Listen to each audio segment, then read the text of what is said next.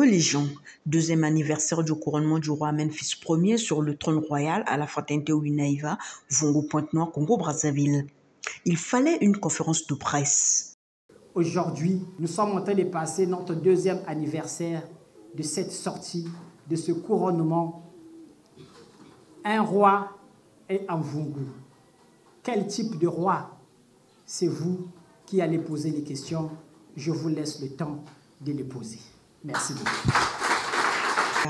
Oui, comme l'ont montré ces images, pour mieux se faire comprendre et se faire entendre de par le monde, la cellule de communication du roi Memphis Ier a organisé une conférence de presse ce mardi 27 décembre 2022.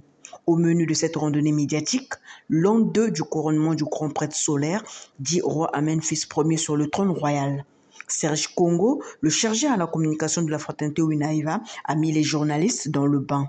Avant de se livrer à la presse, le prophète envoyé spécialement par Dieu a tout d'abord circonscrit la portée spirituelle et historique de son couronnement. La date du 27 décembre au quartier Vungu 2020, il y a eu une action similaire à celle de Jésus au Congo-Brazzaville. Peut-être que l'événement n'est pas encore présent dans nos esprits. Voilà pourquoi nous sommes là. Voilà pourquoi des conférences, voilà pourquoi des séminaires, pour expliquer, pour parler à ceux qui n'ont pas vécu ce moment précieux, pour qu'eux aussi prennent connaissance de cet événement du couronnement et d'intronisation du roi Amen. Alors, il y a eu donc des esprits éclairés, parce que sur la terre, maintenant, il y a des révélés sur la terre. Le messager de Dieu que je suis était en face des êtres qui ont écouté la voix de l'Esprit Saint. Alors, ce n'est pas des Congolais, ils se sont déplacés. Depuis leur pays, ils ont cherché, ils avaient la révélation depuis l'enfance, ils avaient le mystère, ils ont cherché la lumière, ils sont arrivés au Congo, ils ont traversé plusieurs pays d'ailleurs, avant d'arriver au Congo-Brazzaville. Et nous avons déjà la promesse, un peu partout, nous le prenons, Congo, pays béni. Nous sommes la nouvelle Israël. Nous sommes ce pays-là qui va porter le flambeau de l'Éternel aux yeux de l'humanité. Alors eux, ils viennent pour confirmer ce que nous connaissons déjà. Comprenez que leur mission n'était pas à côté, leur mission est réelle. Parce qu'ils ne sont pas congolais, mais ils viennent confirmer quelque chose que nous, on a toujours chanté dans les églises, même si ce soit des églises traditionnelles. Mais la révélation est tombée et descendue là. Par la voie des médias, le studio 210 de Brazzaville, nous avons réalisé des émissions là-bas et ils m'ont vu, ils m'ont repéré dans une émission. Alors, ils ont cherché à me rencontrer. Mais je ne suis pas le seul homme de Dieu qui passe au studio 210. Pour ceux qui sont amoureux de la spiritualité, qui suivent le studio 210, ils vous diront qu'il y en a plusieurs catégories, et les sorciers et les magiciens, tout le monde passe au studio 210 là-bas. Mais quelque chose les a arrêtés sur moi. Ils ont dit que nous arrivons là-bas parce que nous sommes venus rechercher les étoiles. Nous sommes venus au Congo rechercher les pierres sur lesquelles la nouvelle civilisation sera bâtie. Alors, ils ont pris la résolution, ils ont payé leurs billets, ils étaient au nombre peut-être d'une dizaine, ils ont pris la résolution de descendre sur Pointe-Noire. S'il est vraiment réel, si c'est vraiment une pierre, si c'est vraiment une étoile, nous partons pour le vérifier. Alors, ils sont arrivés. Nous avons eu des échanges. Nous avons parlé, nous avons échangé avec eux. Jusqu'à ce que l'Esprit de l'Éternel leur convainc, leur dit, effectivement, c'est une pierre. C'est une étoile qui est descendue en Afrique. Alors, l'étoile est partie de 2001 jusqu'en 2020. Ils n'avaient jamais connu le goudron de Vungu. Alors, c'est là où le programme de ma sortie, il fallait organiser cette sortie parce qu'il faut qu'ils sortent Si nous nous sommes venus, il faudrait qu'on le présente aux yeux de l'humanité. Puis est arrivé le moment alléchant attendu par les journalistes, l'étape ultime de la dite conférence. À tour de rôle, les journalistes ont fait savoir leur profession en posant des questions que se pose plus d'un citoyen en cas de vérité spirituelle. Voici un extrait des journalistes en pleine action. Il y a une équipe qui est venue de l'extérieur pour venir vous introniser comme roi. Est-ce qu'on peut savoir qui leur avait conféré ce pouvoir pour venir vous introniser et couronner comme roi? Et vous avez aussi parlé des catégories des hommes de Dieu et des esprits. Roi Amen, fils premier, est classé dans quelle catégorie des hommes de Dieu ou des esprits? Meïdas Kali Kwakira, journaliste chargé des affaires juridiques. Roi Amen, fils premier. Tout à l'heure, j'ai fait une lecture des œuvres que vous avez eu à réaliser et je vois la lampe solaire. Alors, ma question est de savoir, lorsqu'on parle de la lampe solaire, devons-nous faire allusion à une nouvelle langue qui sera parlée en République du Congo ou soit un nouveau langage des chrétiens? Sophie Aboua, journaliste à Radio Pointe-Noire. Roi Memphis, vous n'êtes pas le seul grand prophète à Pointe-Noire et non plus comme l'église à Pointe-Noire. Comment réellement savoir que cette étoile brille du côté de vous? Étant donné que dans notre confession religieuse, il déclare la même chose, que cette étoile brille chez nous, tu vas la passer chez nous.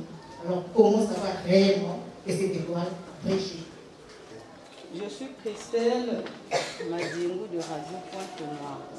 C'est une question, c'est sur les caractéristiques de l'appel divin. L'on dit souvent que l'ange de Satan, bien entendu, se déguise parfois en ange de lumière. Alors, qu'est-ce qui prouve réellement que c'était un appel divin à votre endroit? Face à la kyrielle des préoccupations posées par les journalistes, l'envoyé spécial de Dieu ne s'est pas laissé être broyé par les journalistes. Il s'est défendu bec et ongles. Ok, merci beaucoup, mon bien-aimé journaliste que j'aime bien. Une très belle question. Qui a donné le pouvoir aux esprits éclairés qui sont venus, révélés, qui sont venus m'introniser? Je pourrais peut-être répondre par une question à mon bien-aimé frère. La Bible nous a parlé des rois mages dans la Bible. Nous avons l'histoire de Jésus. Les rois mages sont partis de l'Orient pour venir dire chez Hérode que le roi des Juifs, il est né dans ton pays. Qui avait donné l'autorité, l'autorisation au roi mage d'aller le proclamer que ce fils Jésus, il est un grand roi qui est né sur la terre? Lorsque ces esprits-là arrivent, lorsque les révélés arrivent, ils viennent trouver là un roi déjà complet. Mais Jésus n'était pas complet. Il était encore un bébé confondu comme tous les autres bébés. Mais il a été repéré parmi les bébés qu'il était le roi des Juifs qui était né. Mais ici, les mages d'aujourd'hui ont plusieurs attributs qui peuvent les aider à détecter déjà un roi. Ils sont venus retrouver ici un trône. Il y a un trône ici. Peut-être un jour Dieu fera grâce, on le fera sortir, vous allez le voir. Ils sont venus retrouver un trône.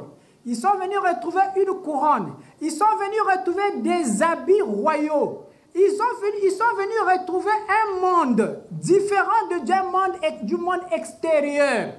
Donc il y avait plusieurs indices par rapport à l'inspiration, à leur vision, qui les ont conduits déjà à dire que nous sommes en face de la personne.